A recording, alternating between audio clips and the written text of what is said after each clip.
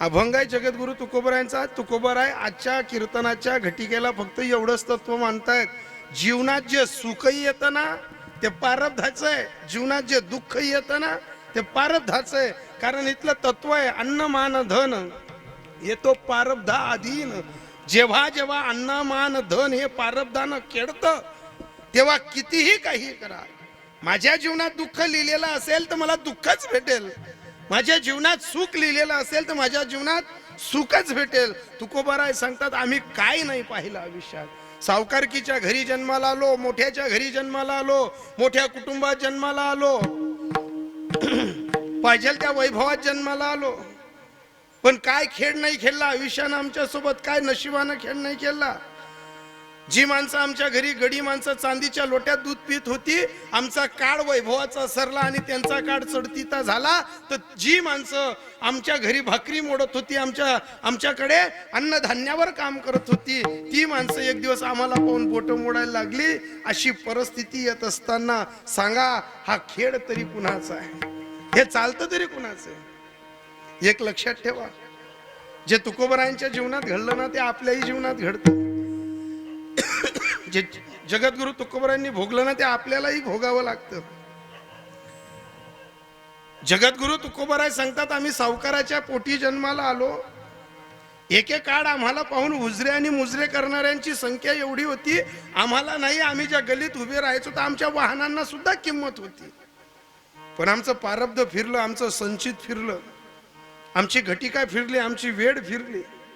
ज्या गलीतनं आम्हाला एकेकाळी हुजरे आणि मुजरे होत होते त्याच गलीमध्ये आम्हाला पाहून काही लोक बोटं मोडायला लागली.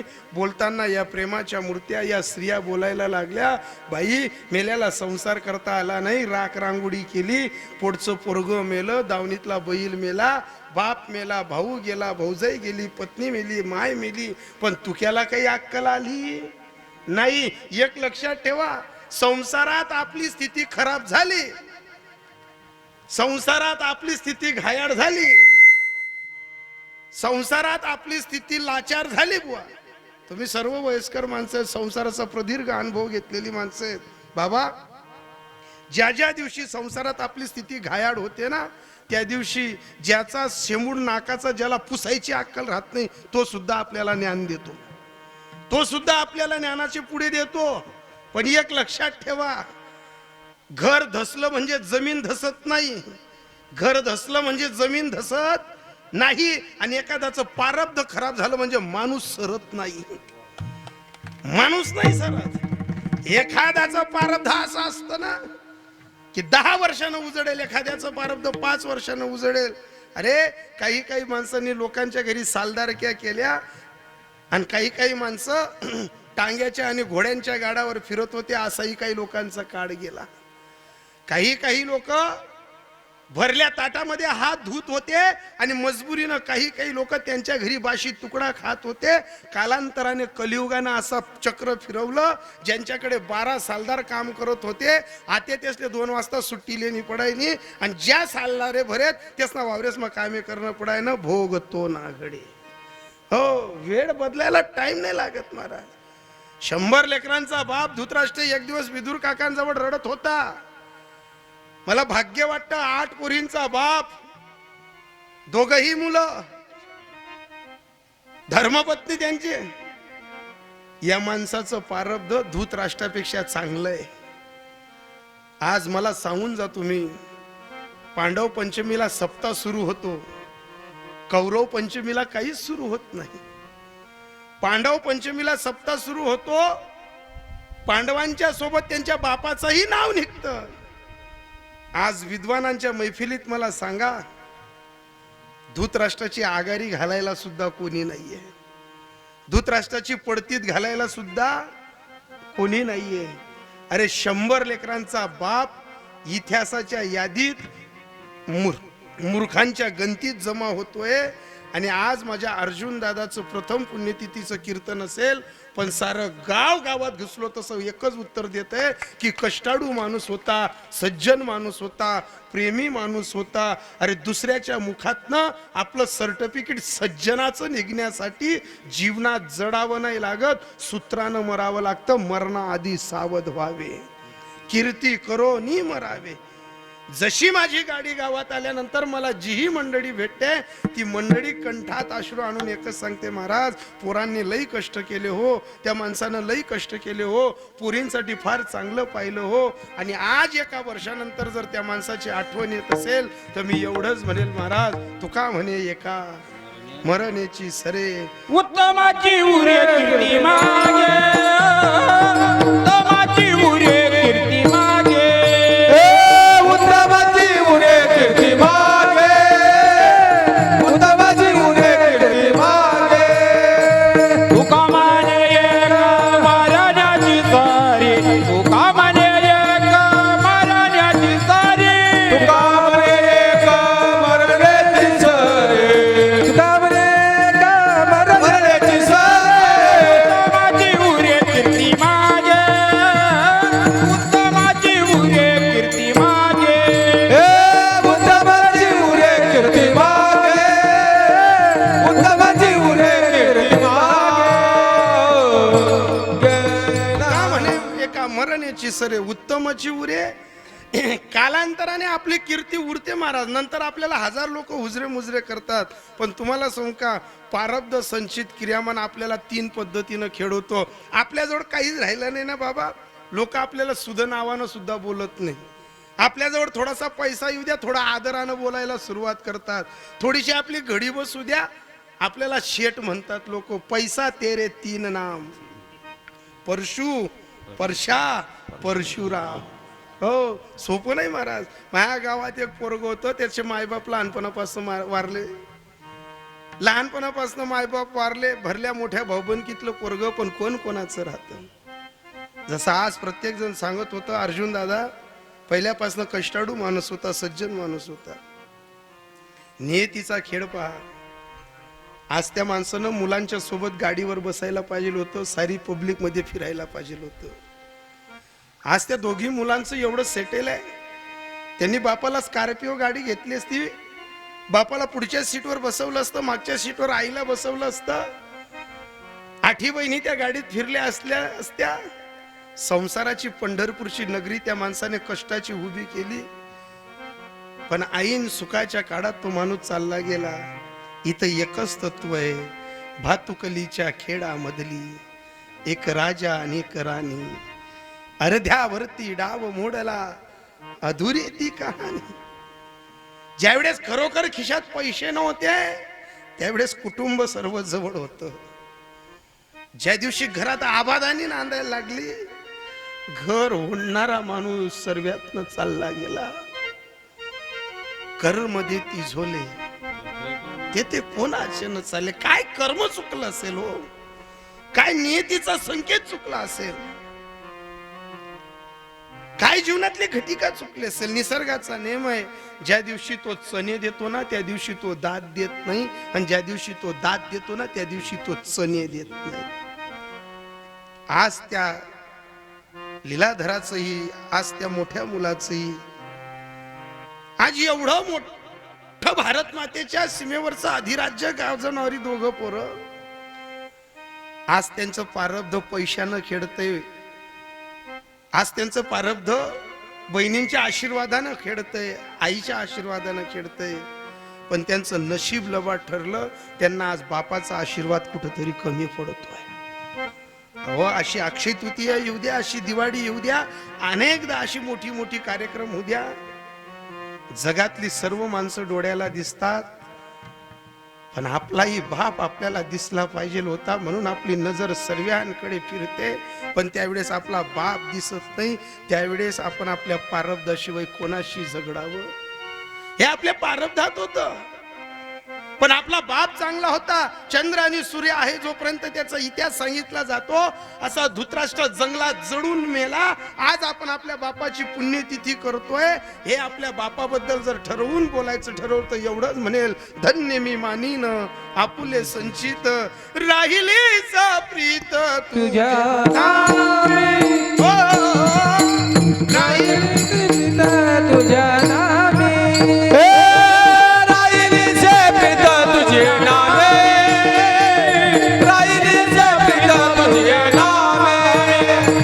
धन्य मी मानीन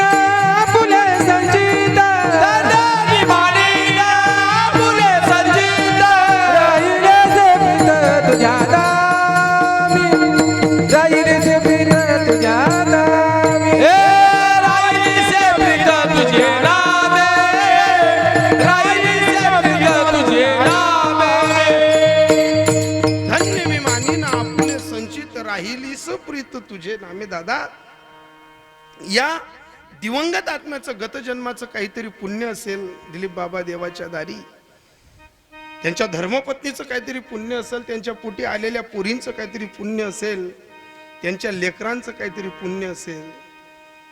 या पुण्याच्या जोरावर आज त्या माणसाचं प्रथम पुण्यतिथीला कीर्तन होत आहे.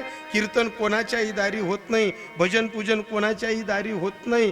ऐका, भाग्यवंता घरी भजन पूजन त्याची वाट पाहे रघुनंदन. ताई दादा, जगाच्या बाजारी सर्व काही मिळे, परी हे दुर्लभ हरीचे चिंतन. असेल पूर्वजांची पुण्याई तोच मुखी गाई हरीचे चिंतन. ऐका, आज 100 लेकरांचा बाप धृतराष्ट्र जंगलात जडून मेला. याला त्याचं प्रारब्ध नाही, त्याचं कर्म नडलं. आज आपला बाप जरी लवकर गेला असेल, पण आपल्या बापाचं प्रारब्ध चांगलंय. आपण आपल्या बापाचं प्रथम पुण्यतिथीचं कीर्तन करतोय. प्रथम पुण्यतिथीचं कीर्तन कोणाचंही होत नाही. धृतराष्ट्रापेक्षा आपला बाप भाग्यवान आहे. एवढा मोठा बलाढ्य राजा, नीतीचा खैलाडू, जरी दृष्टीनं आंधळा होता पण कपटी होता. दिसायला वरून वेगळा दिसायचा, आतून वेगळा खेळ करायचा. कृष्ण हातात हात नाही तर खांद्यावर हात ठेवून सल्ला देत होता, पण मनातलं कधी हा कपटी खुलत नव्हता.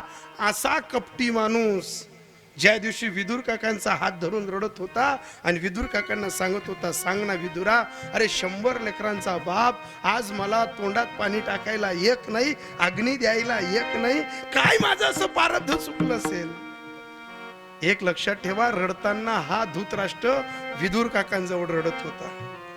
कानाचे पडदे खोलून ऐका,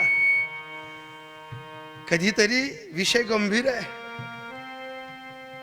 हाच धृतराष्ट्र विदुर काकांजवळ रडतोय, पण पहा त्या विदुर काकांचं प्रारब्ध. एक काळ त्याला महलात त्याची सावली सहन होत नव्हती, त्याला विदुर पुत्र म्हणून झटकलं जात होतं. एक काळ त्याचा स्पर्श झाला का दाशी पुत्र म्हणून हाकललं जात होतं. काळ किती बदलला, नियतीचा खेळ किती बदलला. 100 लेकरांचा बाप, सिंहासनावरनं शब्द फोडणारा, आज विदुर काकांचे हात धरून रडतोय, सांगतोय, विदुरा सांगणारे 100 लेकरांचा बाप मी, पण तोंडात पाणी टाकायला एक नाही. अरे हा भीम, मी जेवायला बसलो का माझी थाटीला हात लावतो, अशी ओढतो आणि सांगतो, हे आंधळ्या, आम्हाला विषाचे लाडू देणारा तू, आम्हाला अग्नीत लोटणारा तू, अरे आम्हाला 12 वर्षाचा वनवास घालणारा तू, आणि पाय तुझं प्रारब्ध, शेवटी आमच्या भाकरींवर तुला भूक भागवावी लागते, आमच्या भाकरींवर तुला जगावं लागते. सांगा ना, कोणता माणूस भाकर खाणार आहे? कोणता माणूस तिथं थांबणार आहे? तुम्हाला सांगू का, जीवनात तुम्ही किती ज्ञानवंत आहात, किती गुणवंत आहात, किती धनवंत आहात, तुमचं किती येतं, किती वैभव, किती तुमचा राजदरबार आहे, याला महत्व नाही. तुम्ही वैभवावर भारी भरू नका. तुमची मनस्थिती चांगली राहिली तर तुम्हाला कोणत्याही गलीत लोक रामराम घालतील, तुम्हाला बोलवतील, चहा प्यायला तरी बोलवतील. माणसाची मनस्थिती चांगली राहिली का प्रारब्धाचे चटके सुद्धा गाळले जातात. प्रारब्धाचे चुट्टे सुद्धा माणसाला लागत नाही. आणि इथून एक तत्व घेऊन जा. ज्या दिवशी धृतराष्ट्र विदुर काकांजवळ रडत होता ना, तो अभ्यासिका वाचत असताना एक अनुभव आला दिलीप बाबा, की जीवनात माणसाने कितीही मोठं व्हावं, पण एखादं हृदय रडण्यासाठी आपलं हक्काचं ठेवावं. जीवनात तुम्ही कितीही मोठे व्हा, जीवनात तुमची कीर्ती कितीही मोठी ठेवा, पण एखाद्या दिवशी आपल्या डोळ्यातले अश्रू काढण्यासाठी एखादं हृदय हक्काचं पाहिजे. एखादा माणूस, एखादा मित्र, एखादा सखा त्याच्या खांद्यावर डोकं ठेवून रडण्यासाठी एखादा आपला पाहिजे. याच्याशी वाईट, त्याच्याशी वाईट, याच्याशी झगडं, त्याच्याशी वाद. अरे आयुष्य छोटे आहे, पक्षी अंगणी उतरती, जिका गुंतोनी राहती, तैसे असावे संसारी जोरी प्राचीनाची दोरी. कोण इथं जास्त काळ जगणार आहे महाराज? अरे आपण 2 तास कीर्तन ऐकल्यानंतर सकाळी भेटू का नाही भेटू हे सुद्धा आपल्या प्रारब्धात नाहीये, हे सुद्धा आपल्या संचिताच नाहीये. तोंडावरची गोधडी सुद्धा तो बाजूला करू देत नाही, थाटीतला घास सुद्धा पोटात जाऊ देत नाही, पोटातला घास सुद्धा पचवू देत नाही. एवढं तू त्याच्या शेड्यूल मध्ये ठेवतो, आपलं मताचं काही चालू देत नाही. आपण प्रकृतीच्या विरोधात जातो, आपण नियतीच्या विरोधात जातो, आपण कर्तव्याच्या विरोधात जातो. पण एक लक्षात ठेवा, त्याचं सूत्र त्याच्या मायबापाला कळलं नाही, ते सूत्र आपल्याला सुद्धा तो कळू देत नाही. किंबहुना धनुर्धरा, जो मातेची या उदरा, तो मातेचा सोयरा केतुला पा. तो ज्या यशोदेच्या घरी खेळला तिला ते सूत्र कळालं नाही, जिच्या पोटी जन्माला आला तिला कळालं नाही, ज्याच्या खांद्यावर बसून त्यानं गोकुळातलं राज्य पाहिलं त्या नंद बाबाला कळालं नाही, ज्याच्या डोक्यावर बसून यमुना पार केली त्या वसुदेवाला त्याने कळू दिलं नाही. त्याचं सूत्र आहे नवल केवडे केवडे नकडे कान्होबाचे कोडे. तो त्याचं सूत्र नाही कळू देत. हो, तो कधी एखाद्या माणसाला अटक मध्ये मारून टाकतो, तर कधी एखाद्याला रोडावर हे करून टाकतो. कोणाचं प्रारब्ध काय खेळणी खेळेल सांगता येत नाही. एवढा मोठा बलाढ्य राजा प्रारब्धाची शिदोरी घेऊन विदुर काकांचा हात धरून रडत होता. विदुरा सांगणारे सांग ना, काय 100 लेकरांमधला एखादा पोरगा मांडी द्यायला नको? अरे काय स्थिती माझी, हा भीम माझी थाटी ओढतो. मला असं वाटतं आता मरण यावं, आता जमिनीनं वाढ द्यावी, मी या जमिनीत चालला जाईल. पण पाय ना माझा प्रारब्धाचा खेळ, मला जगताही येत नाहीये आणि मला मरताही येत नाहीये. असा तुमचा आणि माझा खेळ होऊ नये म्हणून तुम्हाला एकच सांगतो, हक्काची माणसं कमवा, हक्काची ज्योत पेटवा. अरे एवढा मोठा माणसाला एक विदुर दाशीपुत्र सल्ला देतो, दादा आता रडून पश्चाताप करण्यापेक्षा ठाईच बसूनी करा एकचित्त. दादा त्याला अडवता तुझी बुद्धी जर तुला सहकार्य करेल तर तुला सूत्र सापडेल. बुद्धीचे वैभव अन्य नोहे दुजे, एका केशव राजे सकड सिद्धी. त्या दात्याची जर तुझ्यावर कृपा होत असेल, त्या ब्रह्मांड नायकाची जर तुझ्यावर कृपा होत असेल तर ठाईच बसून अडव ना.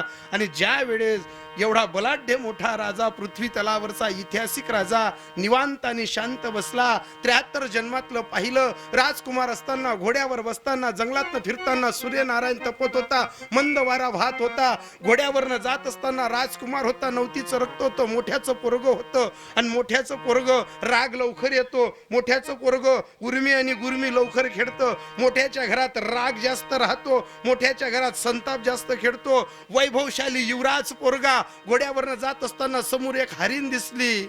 मोठ्याचं लेकरू होतं, 1 बाण काढला, 2 बाण काढला, 3 बाण काढला, 14 बाण हरणीनं चुकवलं. 15वा बाण मारणार, घोड्यावरनं खाली उतरला, घोड्याचा पाय पकडला, घोड्याच्या नालवर गारगोटी घासली, अग्नीचा बाण तयार केला, हरणीच्या दिशेनं बाण मारला. जसा बाण मारला सुपकन बाण सुकलेल्या गवतात गेला, हरणीनं बाण हुसकावला आणि मंद वारा सूर्यनारायण तपताना जंगल जडायला लागलं. जडणाऱ्या जंगलामध्ये पक्षी उडायला लागले, प्राणी पडायला लागले, भयावह अग्नीचा लोट झाला. समोर एका डोंगराला एक नागिन 100 अंड्यांना अंजारत होती, गोंजारत होती. भळाभळा अग्नी तिथपर्यंत पोचला, अग्नीचा प्रकोप वाढत होता. एक नागिन 100 अंड्यांना अंजारत होती, गोंजारत होती, शरीराची ऊब देत होती. शरीराची ऊब देता देता अग्नीचा प्रकोप वाढला, अग्नीचा प्रकोप वाढला, लचके तुटायला लागले शरीराचे. पण ती माय होती 100 लेकरांची, ती अंजारत होती, गोंजारत होती. माय गोठ्यातली घ्या, माय घरातली घ्या, माय जंगलातली घ्या, माईच्या पोटी साप जरी आला तरी तू फेकून देत नाही, म्हणून तिला देवाचं हृदय काढून माईचं हृदय दिलंय. आणि माईचं हृदय लेकराला कधी तोडून फेकत नाही. म्हणून माय आणि देव हे वेगळे नाहीये, माता आणि ईश्वराचं प्रेम वेगळं नाहीये.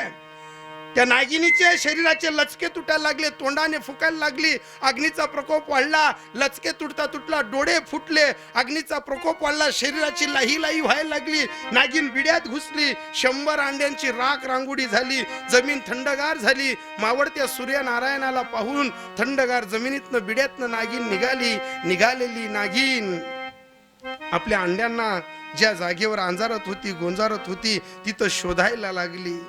एकही अंड सापडत नाही, एकही अंड शरीराला भेटत नाही. नागिनीची आगीन झाली, तडफडत होती जीवाची.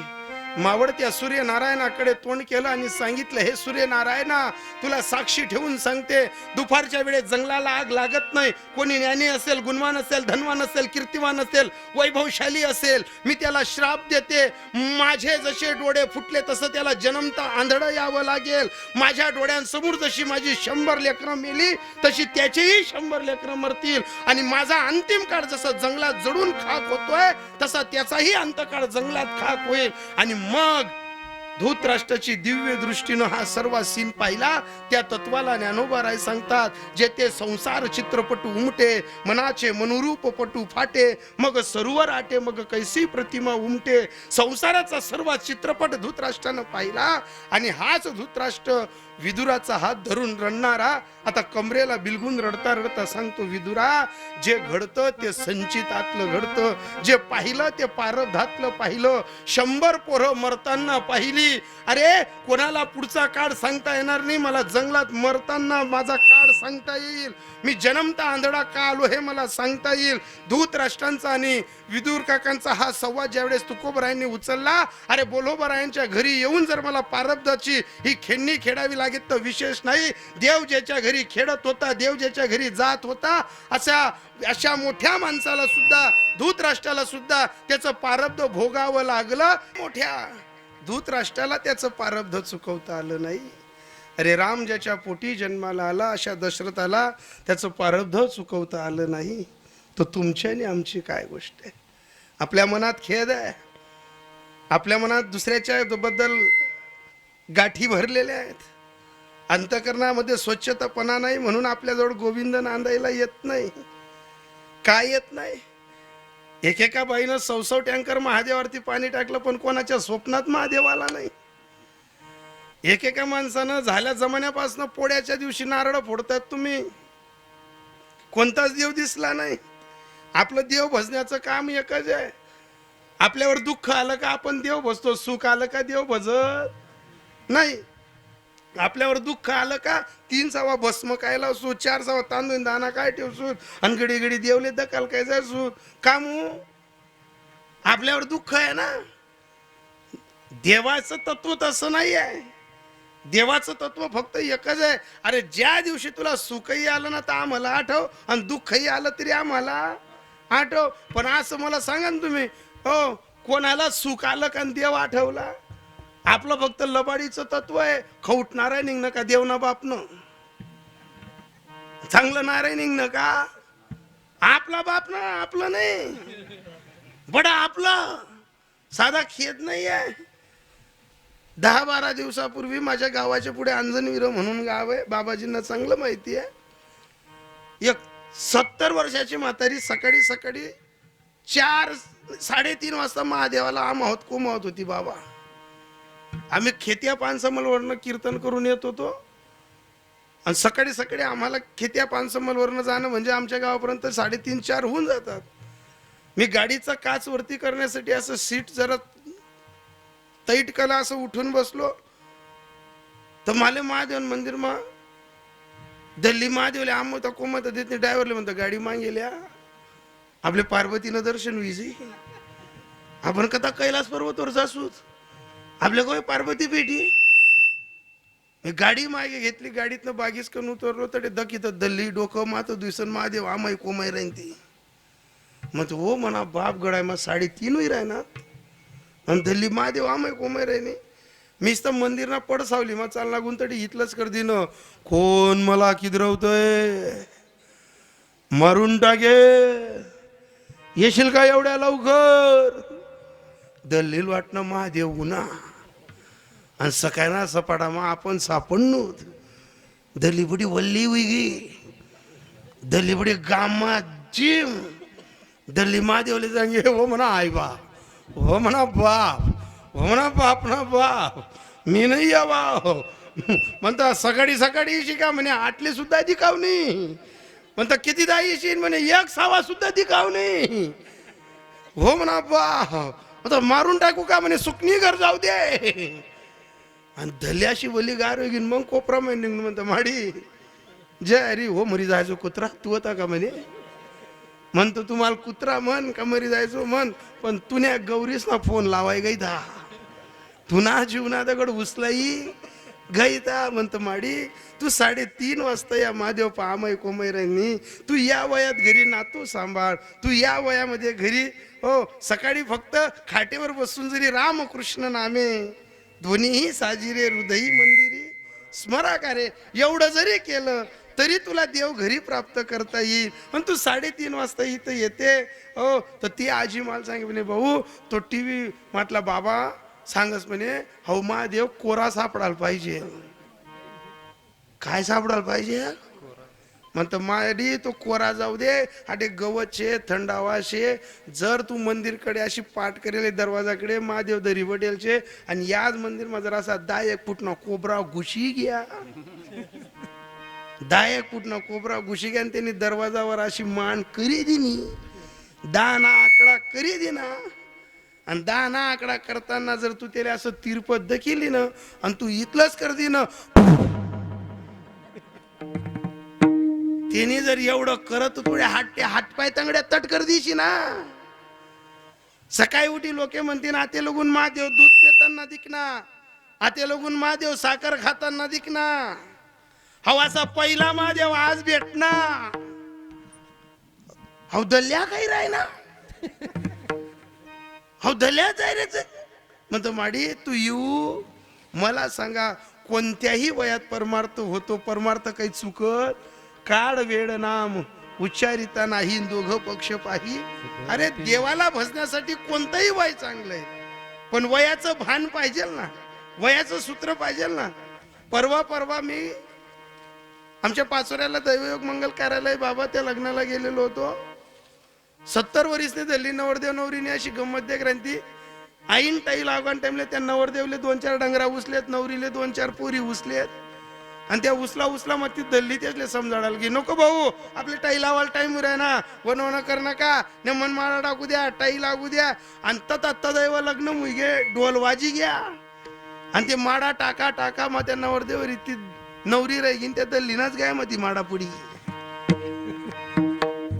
त्या दल्लीना गाय मग जशी माडा पडली ती दल्लीने तर कशी तरी माडा काढी कुडी दिनी पण ती दल्ली त्या इडो कॅशिट वाला मागे पिरे व भाऊ व दादा ते डिलेट कट टाक बरं व भाऊ ते ठेवू नको बरं व भाऊ ते उडाई दे बरं ते चांगलं नाही दिखाव बरं तो कॅशिटवाला म्हण पाहू ना म्हणे महाराज काय करू म्हणतं ते कुंभमेळा मग मोनालिसा कशी व्हायरल जाई होती तशी आई दल्लील बी व्हायरल कर दल्लील बी प्रख्यात कर अरे ज्या वयात तुमच्याजवळ भगवंताचं नामचिंतन पाहिजे ज्ञानदेवा ध्यानी रामकृष्ण माडा हृदयी जिवाडा श्रीमूर्ती रया या तत्वाने जर अध्यात्मामध्ये उडी केली तर मनातला खेद जातो ना मनातली तत्व जातात ना पण मनातली तत्व का जात नाही आपल्या मनाला कधी आपण संसार सोडून परमार्थाकडे घेऊनच गेलो नाही आपल्या मनाला कधी शिकवलं नाही आपलं मन कधी हरिभजनात लावलं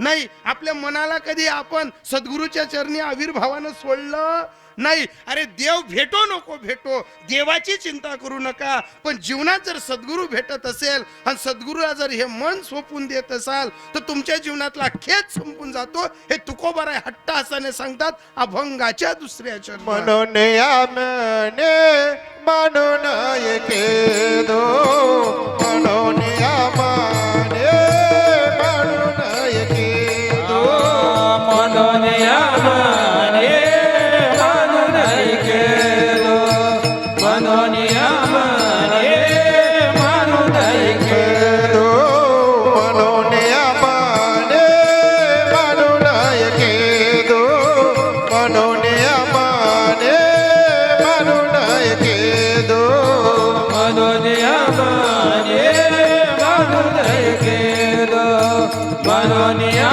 मने म्हणून ऐकेलो मन बघुंदू वेळो वेळा मन बघुंदू वेळो वेळा मन बघुंदू वेळो वेळा म्हणून या माने म्हणून एकेदू म्हणून या माने म्हणून एकेदू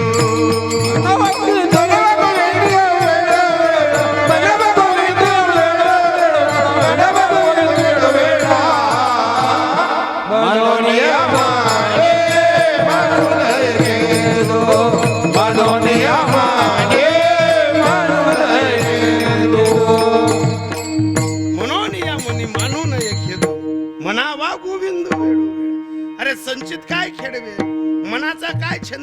येईल सांगता येत नाही. या मनाच्या छंदाला एकच तत्व जोडा, रामकृष्ण नामे दोन्हीही साजिरे, हृदयी मंदिरी स्मराकारे. याला जर रामकृष्णारीचा छंद लावला तर संसारातलं उत्तर आपलं मन देतं, संसारातला रिझल्ट आपलं मन देतं. आपुली आपण करा सोडवण, संसार बंधन तोडावे गे.